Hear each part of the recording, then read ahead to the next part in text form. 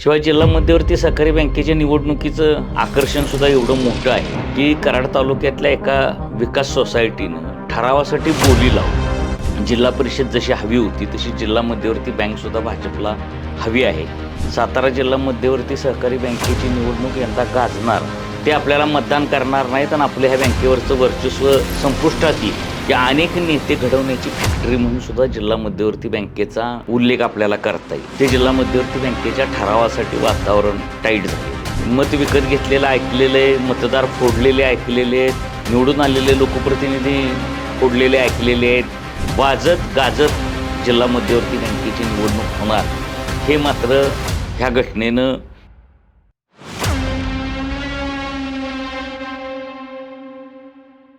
नमस्कार, मी विनोद कुलकर्णी. आरसपाणी चॅनलमध्ये आपल्या सगळ्यांचं सहर्ष स्वागत. सातारा जिल्हा मध्यवर्ती सहकारी बँकेच्या निवडणुकीची रणधुमाळी सध्या सुरू आहे. म्हणजे हा पहिलाच टप्पा आहे ठराव मागवण्याचा आणि ठराव मागितल्यानंतर प्रत्यक्ष निवडणुकीची प्रक्रिया ही सुरू होणार आहे. आत्ता प्राथमिक टप्प्यातली ही निवडणूक असली तरी ती गाजते आणि ती गाजत असल्यामुळं आरसपाणीच्या प्रेक्षकांना तिची माहिती व्हावी, त्यातल्या आतले काही कंगोरे समजावेत आणि निवडणुकीचं राजकारण नेमकं कोणत्या दिशेला जाणार आहे हे सुद्धा त्यांना समजावं, ह्यासाठी आपण हा खास आणि असा विशेष भाग आपल्या दर्शकांसाठी करत आहोत. आरसपाणी चॅनल जर आपल्याला आवडत असेल तर आपण निश्चितपणे ते सबस्क्राईब करा आणि हा एपिसोड आवडला तर हाईपचं बटन दाबायला सुद्धा विसरू नका. त्यामुळे हा जास्तीत जास्त लोकांपर्यंत पोहोचेल. सातारा जिल्ह्यातल्या सगळ्या ग्रामीण जनतेपर्यंत, शहरी जनतेपर्यंत जिल्हा मध्यवर्ती बँकेच्या निवडणुकीचं प्रचंड आकर्षण आहे आणि ह्या आकर्षणामुळेच आपण ह्या बँकेवर विशेष भाग करण्याचा निर्णय घेतलेला आहे. सातारा जिल्हा मध्यवर्ती सहकारी बँक ही सातारा जिल्ह्याची अर्थवाहिनी आहे. जवळपास सगळा ग्रामीण भाग ह्या बँकेशी जोडला गेलेला आहे. शहरातल्याही लोकांचा थोडा कमी संपर्क येतो, पण तिथल्या राजकारणाविषयी शहरातल्या लोकांना प्रचंड उत्सुकता असते. सातारा जिल्हा मध्यवर्ती सहकारी बँकेची निवडणूक यंदा गाजणार हे जिल्हा परिषदेची निवडणूक झाल्यानंतर लगेचच लोकांच्या लक्षात आलेलं होतं. त्याचं कारण असं आहे की भाजपला जिल्हा परिषद जशी हवी होती तशी जिल्हा मध्यवर्ती बँकसुद्धा भाजपला हवी आहे आणि भाजपला स्वबळावर जिल्हा मध्यवर्ती बँक जिंकायची. त्या दृष्टीने सगळे डावपेच, सगळी रचना, सगळ्या गोष्टी ह्या जिल्हा बँकेमध्ये सुरू झालेल्या आहेत. जिल्हा मध्यवर्ती सहकारी बँकेची जी रचना आहे किंवा तिच्या निवडणुकीची जी रचना आहे ती संस्थात्मक रचना आहे. म्हणजे जिल्ह्यातल्या ज्या सगळ्या सहकारी संस्था आहेत वेगवेगळ्या प्रकारच्या, म्हणजे विकास सेवा सोसायटी असतील, पतसंस्था असतील, बँका असतील, साखर कारखाने असतील, सूतगिरण्या असतील, अशा ज्या वेगवेगळ्या मजूर सहकारी संस्था आहेत, गृहनिर्माण संस्था आहेत, ह्या सगळ्या संस्थांचं मिळून ह्यांचं मतदार यादी तयार होती आणि एकूण जर आपण रचना बघितली तर त्यामध्ये प्रत्येक संस्थेचा एक प्रतिनिधी मतदानासाठी पात्र असतो. आणखी एक गोष्ट अशी की गेल्या 25 ते 30 वर्षामध्ये जिल्हा मध्यवर्ती बँकेने नवीन सभासद नोंदणी केलेली नाही. म्हणजे जिल्ह्याचे प्रमुख नेते ही बँक चालवत असले तरी नवीन सभासद झाले आणि ते आपल्या ऐकण्यातले नसले तर ते आपल्याला मतदान करणार नाहीत आणि आपल्या ह्या बँकेवरचं वर्चस्व संपुष्टात येईल. ह्या दृष्टीनं नवीन सभासद करण्यास नकार दिला जातो वेगवेगळी कारणं सांगून. जिल्हा मध्यवर्ती बँकेमध्ये सभासद मोहीम 25 वर्ष ठप्प आहे. ही एक आश्चर्यकारक गोष्ट जिल्ह्यातल्या लोकांना माहीत नसेल. सहकारी संस्थात काम करणारे किंवा ज्यांना सभासदत्व मिळालेलं नाही, ज्यांचं सभासदत्व नाकारलं गेलेलं आहे, अशा काही ठराविक लोकांना याविषयी माहिती आहे. जिल्हा मध्यवर्ती बँकेमध्ये आपण संचालक असलं पाहिजे असं राजकारणात काम करणाऱ्या प्रत्येक कार्यकर्त्याला कधी ना कधी वाटतं. म्हणजे ते फक्त कार्यकर्त्याला वाटतं असं नाही, तर कार्यकर्ता ते लोकप्रतिनिधी, मग लोकप्रतिनिधीमध्ये आमदार असतील, खासदार असतील, कारण प्रत्येक आमदाराला आणि खासदाराला तिथं संचालक होता आलेलं नाही.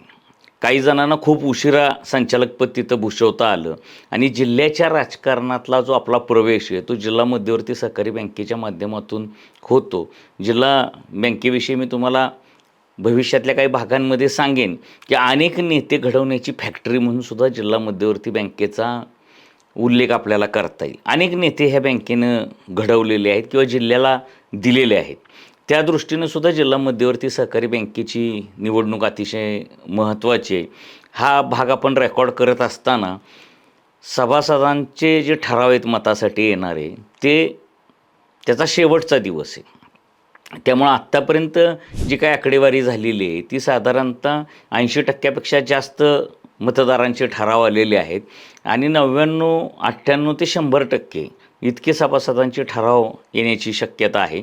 त्यामुळं जी मतदार यादी संस्थांची तयार झालेली आहे त्या यादीनुसारच म्हणजे अवसायनात गेलेल्या संस्था, बंद पडलेल्या संस्था ह्या जर वगळल्या किंवा ज्यांची नोंदणी रद्द केलेली अशा संस्था जर वगळल्या तर जे राहिलेलं मतदान आहे, जे ॲक्युरेट मतदान आहे, त्या मतदारांची यादी ही परिपूर्ण तयार होणार आहे. जिल्ह्यात तुम्ही पहिल्यांदाच बघितलं असेल तर ह्या निवडणुकीमध्ये तुमच्या कानावर येत असेल की पोलीस बंदोबस्तामध्ये ठराव करावे लागत आहेत. काही ठिकाणी संघर्ष होतो आहे, काही ठिकाणी वादावाद होते, हाणामारी होते. अशी गंभीर परिस्थिती जिल्हा पहिल्यांदाच एवढ्या मोठ्या प्रमाणावर अनुभवते. म्हणजे पूर्वी अगदी काहीच झालेलं नाही असं नाही, परंतु इतक्या मोठ्या प्रमाणावर जिल्ह्यामध्ये इतकं वातावरण टाईट म्हणतो आपण, ते जिल्हा मध्यवर्ती बँकेच्या ठरावासाठी वातावरण टाईट झालेलं आहे. शिवाय जिल्हा मध्यवर्ती सहकारी बँकेच्या निवडणुकीचं आकर्षणसुद्धा एवढं मोठं आहे की कराड तालुक्यातल्या एका विकास सोसायटीनं ठरावासाठी बोली लावली. म्हणजे खरं तर हे बेकायदेशीर कृत्य आहे, परंतु तिथल्या संचालकांनी, तिथल्या सगळ्या मान्यवरांनी त्याला पाठिंबा दिला आणि बोलीमध्ये मतदानाचा अधिकार 2 लाख रुपयांना विकला गेला. म्हणजे आत्तापर्यंत आपण मत विकत घेतलेलं ऐकलेलं आहे, मतदार फोडलेले ऐकलेले आहेत, निवडून आलेले लोकप्रतिनिधी फोडलेले ऐकलेले आहेत किंवा फुटलेले ऐकलेले आहेत, पैशासाठी देवाणघेवाण झालेली आपण ऐकलेली आहे. पण मला मतदानाचा अधिकार द्या म्हणून बोली लावून ठराव करण्याचा प्रकार पहिल्यांदा सातारा जिल्ह्यात किंबहुना कदाचित महाराष्ट्रात, देशातसुद्धा घडला असावा अशी शक्यता आहे. असेच एका बँकेवर प्रशासक नेमलेला आहे आणि त्या बँकेचा ठरावाचा विषय तिथल्या प्रशासकानं विशेष सभा घेऊन मांडलेला होता. तिथंसुद्धा 800 लोक उपस्थित राहिले आणि 800 लोकांनी मतदान प्रक्रियेत भाग घेतला आणि मतदान होऊन एका व्यक्तीची मतदार म्हणून निवड झालेली आहे. म्हणजे इतकं आकर्षण, म्हणजे हे सगळे प्रकार सांगण्याचं कारण म्हणजे ह्या बँकेविषयी इतकं आकर्षण आहे आणि मताचा ठराव मिळणं हे सुद्धा एक अभिमानाचं किंवा प्रतिष्ठेचं लक्षण समजलं जाते. म्हणजे उमेदवारी मिळणं, निवडणूक लढवणं, संचालक होणं हे तर आहेच मोठं अभिमानाचं, पण नुसता मी मतदार आहे, मला ह्या निवडणुकीत मताचा अधिकार आहे, हे सुद्धा एक आनंदाचं आणि अभिमानाचं लक्षण आहे. मग ह्यासाठी कुठं मतदान होतं आहे, कुठं लिलावात बोली लावली जाते, कुठं गटबाजी होते, कुठं मारामारी होते, कुठं धराधरी होते, आरोप प्रत्यारोप होत आहेत, पत्रकार परिषदा घेतल्या जात आहेत, कोण चुकलं कोण बरोबर याची शहनिशा जनताच करेल भविष्यामध्ये किंवा ती होणारही नाही. पण जी काही एकूण परिस्थिती आपण बघतोय तर अतिशय वाजत गाजत जिल्हा मध्यवर्ती बँकेची निवडणूक होणार हे मात्र ह्या घटनेनं निश्चित झालेले. तर जिल्हा मध्यवर्ती बँकेची एवढी मोठी निवडणूक गाजणार आहे, काही मंत्री निवडणूक लढवणार आहेत, काही आमदार खासदारसुद्धा निवडणुकीच्या रिंगणात दिसतील. ज्यांना आमदार खासदार होता येत नाही असे काही लोकसुद्धा जिल्हा बँकेच्या निवडणुकीत उतरताना दिसतील आणि मग काही आरक्षणामुळे राखीव असलेल्या जागा असतील किंवा कोणाला काही नेत्यांनी शब्द दिलेले असतील, असे दुसऱ्या तिसऱ्या फळीतले काही कार्यकर्तेसुद्धा ही निवडणूक लढवताना आपल्याला दिसणार आहे. इच्छुकांची संख्या मोठी आहे. पूर्वीसुद्धा निवडणुका गाजलेल्या आहेत. जिल्हा मध्यवर्ती बँकेच्या निवडणुका गाजतात नेहमीच, पण कधीकधी वन साईड निवडणूक होती, टोकाची त्याच्यामध्ये भूमिका नसते, संघर्ष नसतो किंवा जर तो संघर्ष असला तर तो एका पातळीपर्यंत मर्यादित असा संघर्ष असतो. अगदी तो संघर्ष असा खालच्या पातळीपर्यंत जाईल अशी शक्यता फार कमी वेळा झालेली आहे किंवा अशा ज्या घटना घडलेल्या आहेत त्या हाताच्या बोटावर मोजता येतील इतक्याच आहेत. त्यामुळे जिल्हा मध्यवर्ती बँकेचं एकूण राजकारण, जिल्हा मध्यवर्ती बँकेची एकूण वाटचाल ह्याविषयीसुद्धा काही भागांमध्ये आपण भविष्यातल्या बोलू निश्चितपणे. पण आजची जी परिस्थिती आहे, जी ठरावावरून जी काय लठालठी सुरू आहे, मारामारी सुरू आहे, ही गंभीर आहे. कारण सहकारामध्ये राजकारण असू नये, अशा एक वातावरण आपल्या जिल्ह्यामध्ये होतं. ह्या जिल्हा मध्यवर्ती सहकारी बँकेची ज्यांनी स्थापना केली, ते आपले महाराष्ट्राचे पहिले मुख्यमंत्री, देशाचे उपपंतप्रधान यशवंतराव चव्हाण. हे अतिशय महत्त्वाचे नेते होते महाराष्ट्राचे आणि अखिल भारतीय मराठी साहित्य संमेलनामध्ये आणीबाणीमध्ये कराडला हे संमेलन झालेलं होतं आणि त्यावेळी संमेलनाच्या ज्या अध्यक्षा होत्या दुर्गाबाई, तर दुर्गाबाईंनी सांगितलं होतं की राजकारण्यांची जी काय व्यासपीठावर उपस्थिती असते ती नको. राजकारण्यांना त्यांनी विरोध केलेला होता आणि बराच काळ तो संघर्ष संमेलनाच्या तिथं चालला आणि त्यानंतर यशवंतराव बोलायला उभे राहिले.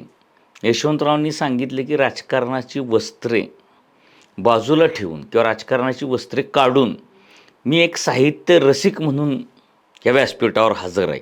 म्हणजे इतक्या समृद्धपणे देशाच्या उपपंतप्रधान पदावर किंवा देशाच्या मंत्रिमंडळात असणाऱ्या व्यक्तीने, महाराष्ट्राचं मुख्यमंत्रीपद भूषवलेल्या व्यक्तीने एक आपली बाजू मांडली की मी एक साहित्य रसिक म्हणून आलेलो आहे, मला राजकारणी म्हणून तुम्ही बघू नका.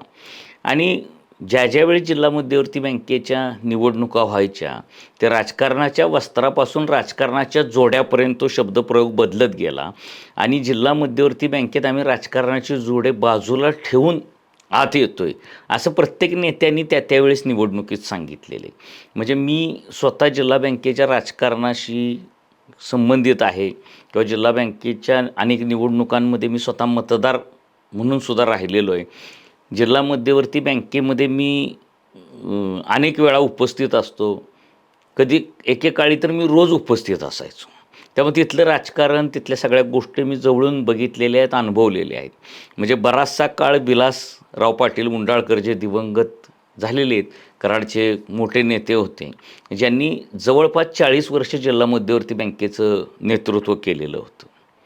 किंवा दिवंगत नेते श्रीमंत छत्रपती अभयसिंहराजे भोसले यांनी दीर्घकाळ जिल्हा मध्यवर्ती बँकेचं नेतृत्व केलेलं होतं. पण कधीही ह्या दोन्ही नेत्यांनी एका पातळीच्या खाली जिल्हा बँकेचं राजकारण जाणार नाही याची नेहमी काळजी घेतलेली होती. जिल्हा बँकेच्या प्रतिष्ठेला कुठेही बाधा पोचणार नाही, सुसंस्कृत राजकारणाला कुठेही डाग लागणार नाही ह्याची काळजी ह्या नेतृत्वानं नेहमी घेतलेली होती. पण आता काळ बदललेला आहे, संदर्भ बदललेले आहेत, सत्ता प्रत्येकाला हवी आहे आणि काही लोकांना तर ती हवीच हवी आहे. म्हणजे इतकं ते सगळं बदललेलं आहे आणि अशा बदलत्या वातावरणामध्ये कमीत कमी वाईट घडावं एवढीच आपल्यासारखी लोक अपेक्षा करू शकतात. ह्याच्यापेक्षा अधिक वाईट घडावं असं आपल्याला वाटत नाही. अरे बाबा हे खूप झालं असं आपल्याला जे वाटतं, अशा घटना थोड्या आपल्याला आत्ता पाहायला मिळालेल्या आहेत. पण तो ट्रेलर आहे, कदाचित पिक्चर अभि बाकी आहे अशी परिस्थिती असणार आहे. कारण जिल्हा परिषदेत आपण एक छोटा पिक्चर बघितलेला आहे. जिल्हा परिषदेच्या सत्तानाट्यामध्ये अध्यक्ष उपाध्यक्ष निवडीमधला जो पिक्चर होता तो छोटा होता, पण महाराष्ट्राला हादरवणारा होता, महाराष्ट्राच्या राजकारणाला, महाराष्ट्राच्या सुसंस्कृतपणाला धक्का देणारा होता. तर जिल्हा बँकेमध्ये सुद्धा आता ट्रेलर सुरू आहेत, छोटे छोटे छोटे छोटे. भविष्यात जिल्हा मध्यवर्ती बँकेची निवडणूक जर रंगली आणि 2 बाहुबली गटांमध्ये जर ती लढवली गेली तर जिल्हा परिषदेपेक्षा भयानक परिस्थिती, जिल्हा परिषदेपेक्षा भयानक प्रसंग आपल्याला जिल्हा मध्यवर्ती बँकेमध्ये दिसू शकतो. कारण जिल्हा परिषदेमध्ये दुसऱ्या तिसऱ्या फळीतल्या कार्यकर्त्यांना सत्ता मिळवून द्यायची होती. इथं नंबर 1लाच ती सत्ता मिळवायची आहे आणि नंबर 1ला ती सत्ता मिळवायची असल्यामुळं मोठा संघर्ष, मोठा लढा हा अपेक्षित असणार आहे. मग आजची जिल्हा मध्यवर्ती बँकेची परिस्थिती काय आहे ह्याचा जर आपण विचार केला तर आपल्या लक्षात येईल की एकूण जे मतदान आहे जिल्हा मध्यवर्ती सहकारी बँकेचं ते साधारणतः 2129 एवढं मतदान आहे. 2129 हा जो आकडा आहे म्हणजे फार मोठं मतदार संख्या आहे अशी काही परिस्थिती नाही. पण 2129 मतदारांभोवतीच ही सगळी निवडणूक फिरणार आहे. पण तिची रचना काय आहे, अनेक वेळा रचना लक्षात येत नाही, अनेक वेळा आपल्याला ती समजत नाही की ही निवडणूक नेमकी कशी होती, काय होती, ती प्रक्रियासुद्धा मी तुम्हाला ह्या भागामध्ये थोडी समजावून सांगणार आहे. जिल्हा मध्यवर्ती सहकारी बँकेमध्ये 21 जागा आहेत संचालक पदाच्या. 21 जागामध्ये 11 जागा ह्या 11 तालुक्यातून निवडून येतात. म्हणजे प्रत्येक तालुक्यांमध्ये ज्या विकास सोसायट्या असतात, ज्या शेतकऱ्यांना कर्ज देतात आणि शेतकऱ्यांच्यापर्यंत सरकारच्या योजना पोहोचवण्याचा प्रयत्न करतात, अशा विकास सोसायट्यांचे प्रतिनिधी ह्या मतदारसंघात मतदान करतात. मग आपल्या जिल्ह्यामध्ये 11 तालुके आहेत. म्हणजे सातारा, जावली, पाटण, कराड, कोरेगाव, खंडाळा, महाबळेश्वर, वाई, फलटण, मान, खटाव ह्या 11 तालुक्यांमधून प्रत्येक तालुक्यांमधून एक एक प्रतिनिधी हा निवडून द्यायचा असतो. तर 11 जागा ह्या अशा आहेत. शिवाय 5 जागा ह्या राखीव आहेत. त्यामध्ये 2 महिला आहेत, एक मागासवर्गीय प्रतिनिधींसाठी आहे, एक OBC प्रतिनिधींसाठी आहे. अशा जागा ह्या राखीव आहेत. एक NT प्रवर्गासाठी आहे, म्हणजे भटक्या जाती, विमुक्त जमाती यांच्यासाठी. अशा 11 आणि 5 16 जागा झालेल्या आहेत. आणि राहिलेल्या 5 जागांमध्ये प्रक्रिया मतदारसंघ आहे, ज्यामध्ये साखर कारखाने किंवा प्रक्रिया ज्या संस्था आहेत त्यांचे मतदार मतदान करतात. एक जागा मजूर आणि अन्य संस्थांसाठी राखीव आहे. एक जागा बँका पतसंस्थांसाठी राखीव आहे. एक जागा खरेदी विक्री ह्या मतदारसंघासाठी राखीव आहे. आणि साधारण अशा 21 जागांसाठी एकूण मतदान होतं आणि त्यातून 21 संचालक निवडले जातात. त्यामुळे ही निवडणूक दिसताना कमी मतदारसंख्येची आणि सोपी वाटते, परंतु ती तितकीशी सोपी नाही. म्हणजे ती अवघड आहे. कारण त्याचं कारण असं आहे की विकास सोसायट्यातून निवडून येणारे संचालक किंवा उमेदवार हे शक्यतो स्वबळावर निवडून येतात. काही ठिकाणीच बाहेरच्या नेत्यांची मदत त्यांना कधीच उपयोगी पडते. ती फारशी पडत नाही. म्हणजे आजवर जेवढ्या निवडणुका मी स्वतः पाहिलेल्या आहेत, म्हणजे साधारणतः मी एक 6 निवडणुका जिल्हा मध्यवर्ती बँकेच्या पाहिलेल्या आहेत. तर 6 निवडणुकांचा जो काय अनुभव आहे, तो अनुभव असा आहे की विकास सोसायट्यांमधून जनतेनं स्वबळावर निवडून यायचं. मग पॅनल कशासाठी होतं, तर पॅनल जे होतं ते राखीव जागा आणि मग ज्या बाकीच्या जागा आहेत, म्हणजे 5 राखीव जागा आणि 5 म्हणजे प्रक्रिया मतदारसंघ, गृहनिर्माण, बँका पतसंस्था, मजूर अशा ज्या काही 5 जागा आहेत, तर ह्या 10 जागांसाठी पॅनल म्हणून निवडणूक होते.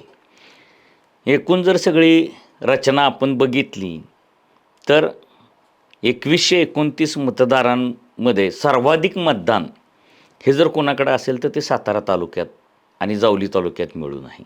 तर सातारा जावली हा विधानसभेचं नेतृत्व सध्या राज्याचे सार्वजनिक बांधकाम मंत्री शिवेंद्रसिंहराजे भोसले श्रीमंत छत्रपती हे करत आहेत. आणि सातारा आणि जावलीमध्ये एकूण मतदानाच्या 26.44% एवढं मतदान आहे.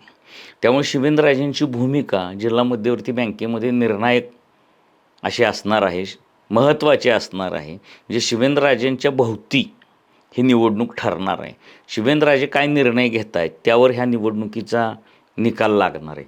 शिवेंद्रराजेनंतर जे 2 महत्त्वाचे नेते आहेत त्यामध्ये राज्याचे पुनर्वसन मंत्री मकरंद आबा पाटील आणि विधान परिषदेचे माजी सभापती श्रीमंत रामराजे नाईक निंबाळकर.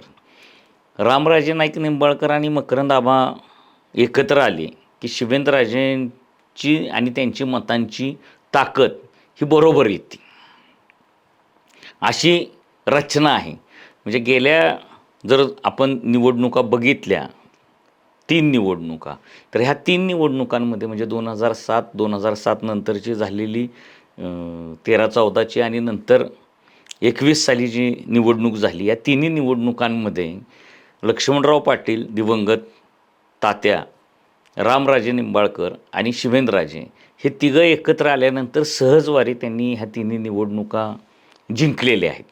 म्हणजे अतिशय हलक्या फुलक्या वातावरणामध्ये ह्या निवडणुका त्यांनी सहजपणे खिशात घातलेल्या आहेत आणि 2007 ह्या निवडणुकीचं नेतृत्व हे रामराजे नाईक निंबाळकर यांनी केलेलं आहे. आणि आता परिस्थिती अशी आहे, म्हणजे परिस्थितीसुद्धा प्रेक्षकांना सांगितली पाहिजे की एकूण परिस्थिती जिल्ह्याची कशी आहे. तर आत्ता ज्या काही जिल्हा परिषदेच्या निवडणुका झाल्या, त्याची जर रचना बघितली तर रामराजे नाईक निंबाळकर असतील, मकरंद पाटील असतील, शंभूराज देसाई असतील, हे 3 नेते आज एका बाजूला आहेत आणि भाजपचे जे शिवेंद्रराजे आहेत, हे जिल्हा बँकेमध्ये आत्ता रामराजे मकरंद पाटील यांच्याबरोबर सत्तेत आहेत. पण आज शिवेंद्रराजेंची भूमिका ही स्पष्ट नाही, कारण ते भाजप ह्या पक्षामध्ये आहेत, भाजपामधून मंत्री आहेत. त्यामुळे आत्ता ठराव कसे करून घ्यायचे ह्याच्यावर शिवेंद्रराजेंनी आपलं लक्ष केंद्रित केलेलं आहे. आणि तसंच लक्ष मग शंभूराज देसाई असतील, मकरंद आबा असतील, रामराजे नाईक निंबाळकर असतील, मानखटावमध्ये जयकुमार गोरे असतील, जे राज्याचे ग्रामविकास मंत्री आहेत, कराडमध्ये अतुल भोसले असतील, ॲडव्होकेट उदयसिंह पाटील असतील, बाळासाहेब पाटील असतील, त्यांनी तिथं तशी रचना केलेली आहे. फलटणमध्ये रणजितसिंह नाईक निंबाळकर असतील, त्यांनी काही हालचाल सुरू केलेली आहे. जिल्हा मध्यवर्ती सहकारी बँक भाजपची झाली पाहिजे, ही भूमिका, हे स्वप्न, हे सर्वाधिक बघितलेले ते राज्याचे ग्रामविकास मंत्री जयकुमार गोरे यांनी. जयकुमार गोरे यांना असं नेहमी वाटत राहिलेलं आहे की जिल्हा परिषद आणि जिल्हा बँक ही भाजपच्या ताब्यात असली पाहिजे, भाजपच्या एक हाती ताब्यात असली पाहिजे. जिल्ह्यात ज्या ज्या निवडणुका होतील त्या पक्षीय माध्यमातून झाल्या पाहिजेत किंवा गटाच्या माध्यमातून झाल्या तरी त्याच्यावर भाजपचा झेंडा फडकला पाहिजे. जिल्हा परिषदेत जयकुमार गोरे यांनी शिवेंद्रराजेंना सोबत घेऊन ते घडवून दाखवलं. जिल्हा परिषदमध्ये बहुमत नसतानाही भाजपची सत्ता आणून त्यांनी दाखवलेली आहे. तर आज जिल्हा बँकेतसुद्धा ते स्वप्न त्यांच्याकडं आहे. परंतु जी मतांची जेवढी जुळवाजुळव आपण म्हणतो, तेवढी मतांची जुळवाजुळव ही त्यांच्याकडं दिसत नाही. म्हणजे संपूर्ण जिल्हा बँक ताब्यात घेण्याइतपत. मग जिल्हा बँक जर ताब्यात घेता येत नसेल स्वतःला, तर ती भाजप म्हणून घ्यायची असेल तर त्यांना शिवेंद्रराजेंना नेतृत्व द्यावं लागेल, शिवेंद्रराजेंच्या हातात सूत्र द्यावी लागतील आणि शिवेंद्रराजे ज्या पद्धतीनं ठरवतील त्या पद्धतीनं त्यांना काम करावं लागेल. शिवेंद्रराजे आज आपली भूमिका स्पष्ट करत नसले तरी मुख्यमंत्री देवेंद्र फडणवीस यांच्याशी चर्चा करून ते आपला निर्णय करतील. पण तोपर्यंत जास्तीत जास्त ठराव असले पाहिजे, जिल्हा बँकेत आपले जास्तीत जास्त संचालक असले पाहिजेत. ही भूमिका घेऊन शिवेंद्रराजे वाटचाल करतायत. आता ठराव करून घेणे, जास्तीत जास्त सभासद मतदार हे आपले कसे राहतील, आपल्या विचारांचे कसे राहतील, आपलं कसं ऐकतील, ह्या दृष्टीनं त्यांचे प्रयत्न सुरू आहेत. निवडणुकीचा हा प्राथमिकच टप्पा आहे, पण प्राथमिक टप्प्यामध्ये सुद्धा आपण एक आकडेवारी साधारण कुठल्या जिल्ह्यामध्ये किती मतदार आहेत, कुठल्या तालुक्यामध्ये किती मतदार आहेत, हे आपण सांगणार आहोत. तर त्यामध्ये आपण जर आता बघितलं तर 11 तालुक्यांपैकी सातारा आणि जावली ह्याच्यामध्ये 2129 पैकी 563 मतदार आहेत. ज्याची टक्केवारी ही 26.44% एवढी आहे. त्यात सातारा तालुक्यात 485 मतदार आहेत आणि जावलीमध्ये 78 मतदार आहेत.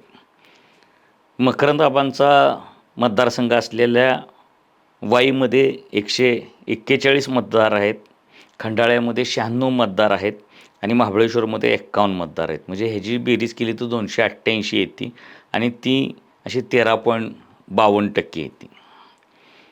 रामराजे यांच्या फलटण तालुक्यामध्ये 282 मतदार आहेत आणि रामराजे आणि मकरंद आबांच्या मतदारसंघातल्या मतांची बेरीज केली तर ती 570 येते. म्हणजे शिवेंद्रराजेंपेक्षा 7 मतं जास्त आहेत. म्हणजे हे दोन नेते एकत्र आले की त्यांचा गट हा तुल्यबळ होतो. आणि मी जे पूर्वी सांगितले की पूर्वी लक्ष्मणराव पाटील आणि रामराजे आणि शिवेंद्रराजे एकत्र आले की सहज पॅनल निवडून यायचं, त्याचं कारण ते की त्या 3 नेत्यांकडे मिळूनच 52-53% मतं होत होती.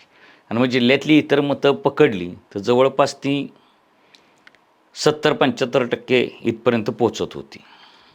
आता हे आपण जवळपास 6 तालुक्यांविषयी बोललो. आता कोरेगावमध्ये 139 मतदान आहे, खटावमध्ये 157 मतदान आहे, पाटणमध्ये 214 आहे, मानमध्ये 127 आहे आणि खंडाळ्यामध्ये 96 मतदार आहेत. असे सगळे एकूण 2129 मतदार आहेत. आता जे इतर मतदारसंघ आहेत म्हणजे नागरी सहकारी बँका आणि पतसंस्था ह्यांना एकूण मतदान जे आहे ह्यांचं ते जर आपण बघितलं तर 547 आहे. पण त्यापैकी पात्र जे आपण पकडलं तर 432 आहे. म्हणजे बँका पतसंस्था हा एक स्वतंत्र मतदारसंघ आहे. पुन्हा सहकारी खरेदी विक्री संघ हा सगळ्या मतदारसंघामध्ये सगळ्यात छोटा मतदारसंघ आहे, ज्यामध्ये फक्त 11 एवढं मतदान आहे. आणि 11 मतांमध्ये आपण जर बघितलं तर प्रत्येक तालुक्यामध्ये म्हणजे ज्यामध्ये सातारा तालुक्यामध्ये 2 मतं आहेत, त्याच्यामध्ये कराडमध्ये 1 आहे, कोरेगावमध्ये 1 आहे, वाईमध्ये 1 आहे, खटावमध्ये 1 आहे, पाटणमध्ये 1 आहे, मानमध्ये मतदान नाही आहे, खंडाळ्यामध्ये 1 आहे, जावलीमध्ये 1 आहे, महाबळेश्वरमध्ये मतदान नाही आणि फलटणमध्ये 1 आहे. असं 11 मतदार ह्याच्यासाठी मतदान करणार आहेत. म्हणजे सगळ्यात छोटा मतदारसंघ हा सहकारी खरेदी विक्री संघ आहे. दुसरा मतदारसंघ औद्योगिक विणकर, पाणी पुरवठा आणि ग्राहक संस्था म्हणजे मजूर संस्था बी यामध्ये येतात. त्यामध्ये एकूण मतदार हे 362 आहेत. कृषी उत्पादन प्रक्रिया सहकारी संस्था हा एक दुसरा छोटा मतदारसंघ आहे. यामध्ये एकूण 30 मतदार मतदान करणार आहेत. आता कृषी प्रक्रिया मतदारसंघामध्ये जे 30 मतदार आहेत त्यापैकी 9 मतदार एकट्या सातारा तालुक्यामध्ये आहे आणि जावली तालुक्यामध्ये 4 मतदार म्हणजे 13 मतदार हे 30 पैकी 13 मतदार हे शिवेंद्रराजेंच्या प्रभावाखालील क्षेत्रामध्ये आहेत. त्यानंतर गृहनिर्माण आणि दूध संस्था ह्यांचा एक मतदारसंघ आहे आणि तिथं 324 मतदार आहेत. म्हणजे विकास सोसायट्यांचे 11 मतदारसंघ आणि हे 5-16 आणि जे राखीव प्रवर्गाचे मतदारसंघ आहेत 5 म्हणजे भटक्या विमुक्त विशेष प्रवर्गासाठी राखीव, मागासवर्गीय विशेष प्रवर्गासाठी राखीव आणि OBC प्रवर्गासाठी राखीव आणि महिला प्रवर्गासाठी राखीव, त्याला 2129 हे असे सर्व मतदार मतदान करणार आहेत. मग आता ठरावाची प्रक्रिया संपल्यानंतर नेमकं काय काय होतं तर ठराव आल्यानंतर त्या सगळ्या ठराव घेताना जाता सहकार खातं एवढं अलर्टवर आहे की आलेल्या ठरावाची ते छाननी करत होते. त्यांनी त्याची प्रोसिडिंग्स घेऊन मुख्य कार्यकारी अधिकारी असतील, व्यवस्थापक असतील संस्थेचे त्यांना बोलवलेलं आहे, प्रोसिडिंग क्लोज करायला लावलेलं आहे, प्रोसिडिंगची तपासणी केलेली आहे, प्रोसिडिंगची प्रतसुद्धा ठरावासोबत त्यांनी घेतलेली आहे. आणि नोटीस मिळाली का त्या मीटिंगची ठराव करण्याची ती 7 दिवस आधी नोटीस काढलेली होती का, शिवाय त्या ठरावाला कुठं काय ऑब्जेक्शन आलेलं आहे का, कुठं काय घटना आलेली आहे का, हे सगळं तपासणी केलेली आहे. आता हा ठरावांचा सगळा डाटा हा जमा होईल सहकार खात्याकडं आणि त्यानंतर एका टप्प्यावर म्हणजे काही दिवसांमध्ये 8 ते 10 दिवसांमध्ये ह्याची यादी तयार होईल आणि नंतर ती जाहीर होईल. मग तिला असं कच्ची यादी असं म्हणतो, कारण कोणाला काय ऑब्जेक्शन घ्यायचे असतील, यादीमध्ये आपलं मतदार यादीत नाव आलं नसेल किंवा आलेलं नाव चुकीचं असेल, ठराव चुकीचा झाला असेल तर त्यांना ती ऑब्जेक्शन घेण्याची संधी ही सहकार खात्याकडून दिली जाते आणि त्या ऑब्जेक्शन घेण्याची संधी दिल्यानंतर मग त्याच्यावर काही सुनावणी घेण्याची आवश्यकता असली तर सुनावणी घेतली जाते आणि मग अंतिम मतदार यादी निश्चित केली जाते. अंतिम मतदार यादी निश्चित झाल्यानंतर प्रत्यक्ष निवडणुकीचा कार्यक्रम हा त्यानंतर एक 10 दिवसानंतर जाहीर केला जातो आणि मग उमेदवारी अर्ज भरणे, माघार, छाननी आणि प्रत्यक्ष मतदान अशी प्रक्रिया आहे. तेव्हा आत्ता जरी ही निवडणूक प्रक्रिया सुरू झाली असली तरी प्रत्यक्ष मतदान येण्यासाठी साधारणतः नोव्हेंबर महिना उजाडण्याची शक्यता आहे आणि आत्ता ही प्रक्रिया वेगानं पुढं सरकत चाललेली आहे. ठरावाचा शेवटचा दिवस आहे. म्हणजे ऑगस्ट, सप्टेंबर, ऑक्टोबर आणि नोव्हेंबर अशा ह्या 4 महिन्यामध्ये ही निवडणूक होण्याची शक्यता आहे. कदाचित ऑक्टोबरच्या शेवटच्या टप्प्यातसुद्धा मतदान होऊ शकतं किंवा नोव्हेंबरमध्ये सुद्धा ते मतदान होऊ शकतं. त्यामुळे एक फार मोठा काळ जिल्हा मध्यवर्ती सहकारी बँकेची निवडणूक ह्या जिल्ह्यामध्ये चालणार आहे आणि प्रत्यक्ष निवडणूक 2 मोठ्या मातब्बर पक्षांमध्ये, 2 समूहांमध्ये, 2 गटांमध्ये होणार का नाही होणार हे कळण्यासाठी आपल्याला खूप प्रतीक्षा करावी लागणार आहे. आता एकूण जिल्हा मध्यवर्ती बँकेची रचना, तिच्याविषयी असणारे कंगोरे हे मी तुम्हाला सांगितले. जिल्हा मध्यवर्ती बँकेमध्ये किती मतदान आहे याची तुम्हाला माहिती दिली. तसं जर आपण बघितलं तर सातारा तालुक्यानंतर सर्वाधिक मतदान हे कराड तालुक्यामध्ये. पण विलास काकांचं नेतृत्व हे काहीसं मागं पडलं 2007 नंतर आणि त्यानंतर कराड तालुक्याचा जो काय जिल्हा मध्यवर्ती सहकारी बँकेवर प्रभाव होता तो जवळपास संपुष्टात आल्यासारखा राहिलेला आहे. म्हणजे मागच्या काही काळामध्ये ज्यावेळेस महाविकास आघाडीचं सरकार होतं त्या सरकारमध्ये बाळासाहेब पाटील हे सहकार मंत्री होते आणि बाळासाहेब पाटील सहकार मंत्री असताना त्यांनी काही प्रभाव टाकण्याचा जिल्हा बँकेवर प्रयत्न केला. मात्र जिल्हा बँकेची जी रचना आहे आणि इथले जे मुरलेले नेते जे नेतृत्व करतात त्यांनी फारसा वाव बाळासाहेब पाटील यांना दिलेला नाही. त्यामुळे त्या विषयावर सुद्धा आपण बोलणार आहोत.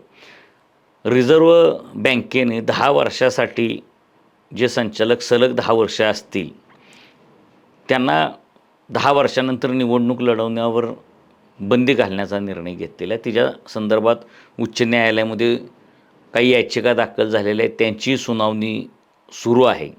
तो निर्णयसुद्धा अजून गुलदस्त्यात आहे.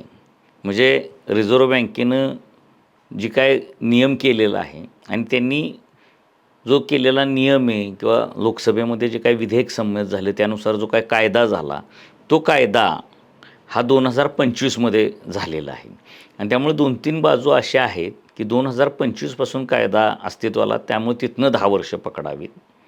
कायदा अस्तित्वात आल्यापासून 10 वर्ष पकडावीत आणि रिझर्व्ह बँकेचं असं म्हणणं आहे की कायदा अस्तित्वात आला त्याच्या आधीचसुद्धा जर 10 वर्ष पूर्ण होत असतील सलग तर त्याला काही दुसरा पर्याय नाही. 10 वर्षानंतर मग कधीच निवडणूक लढवता येणार नाही का? तर येणार आहे. 3 वर्षाचा कुलिंग पिरियड हा रिझर्व्ह बँकेने त्यामध्ये सांगितलेला आहे की एखाद्या बँकेचा संचालक सलग 10 वर्ष झाल्यानंतर 3 वर्षाचा कुलिंग पिरियड ठेवेल. म्हणजे 3 वर्ष तो त्या बँकेमध्ये कुठल्याही संचालक पदावर असणार नाही आणि मग पुन्हा त्याला निवडणूक लढवण्यासाठी तो पात्र होईल.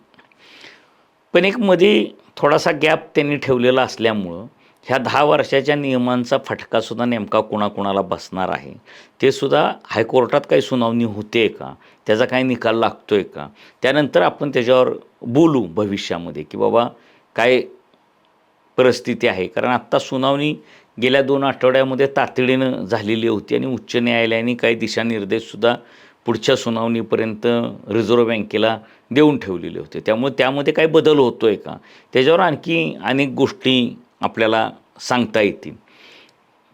बाकी सगळ्या तालुक्यांमध्ये आलबेल आणि सातारा जावलीमध्येच फार गोंधळ होतो आहे किंवा जावली तालुक्यामध्ये होतो आहे, तर अशी परिस्थिती नाही. जावलीमध्ये गोंधळ आहे, पाटणमध्ये आहे, अनेक ठिकाणी काही ठिकाणचा गोंधळ समोर आलेला आहे, काही ठिकाणची वादावादी बाहेर पडलेली आहे आणि काही ठिकाणी आतल्यात धुसफूस आहे. तर अशा सगळ्या वातावरणामध्ये ठरावांची प्रक्रिया जवळपास आज संपुष्टात आलेली आहे. ठराव करण्याची प्रक्रिया पूर्ण झालेली आहे आणि त्यामुळं प्रत्यक्ष आता यादी जी आहे मतदारांची ती जाहीर झाल्यानंतर पुन्हा आपल्या लक्षात येईल की कुणाकुणाच्या नावाचे ठराव आलेले आहेत आणि मग कुणाकुणाच्या नावाचे ठराव आल्यानंतर कोण कोण कुठल्या कुठल्या मतदारसंघामधून इच्छुक आहे तर पुढच्या भागामध्ये आपण कोण कुठल्या मतदारसंघामधून इच्छुक आहे आणि कोण निवडणूक लढवण्याच्या परिस्थितीत आहे आणि कुठल्या मतदारसंघामध्ये नेमकी परिस्थिती काय आहे ह्याच्यावर सुद्धा आपण भाष्य करणार आहोत. हा भाग जर तुम्हाला आवडला तर नक्की तुम्ही ह्या भागाला लाईक करा. आमचं चॅनल किंवा आपलं चॅनल आपण म्हणूयात हे आपलं चॅनल आहे, आपलं चॅनल हे सबस्क्राईब करा आणि ह्या चॅनलला मोठं करण्यासाठी या चॅनलची मेंबरशिपसुद्धा तुम्ही आवर्जून घ्या. कारण अशा वेगवेगळ्या विषयांवर आपण नेहमी बोलत राहणार आहोत. जिल्हा बँकेचा भाग जर तुम्हाला आवडला असेल तर निश्चित प्रतिक्रिया नोंदवा. काही तुम्हाला सूचना करायच्या असतील, जिल्हा बँकेच्या कुठल्या राजकारणाविषयी जाणून घेण्याची इच्छा असेल तर त्याविषयीसुद्धा केलेल्या सूचनांचं स्वागत केलं जाईल आणि आपल्याला निश्चितपणे पुढच्या काही भागांमध्ये त्याची प्रतिक्रिया दिली जाईल. धन्यवाद.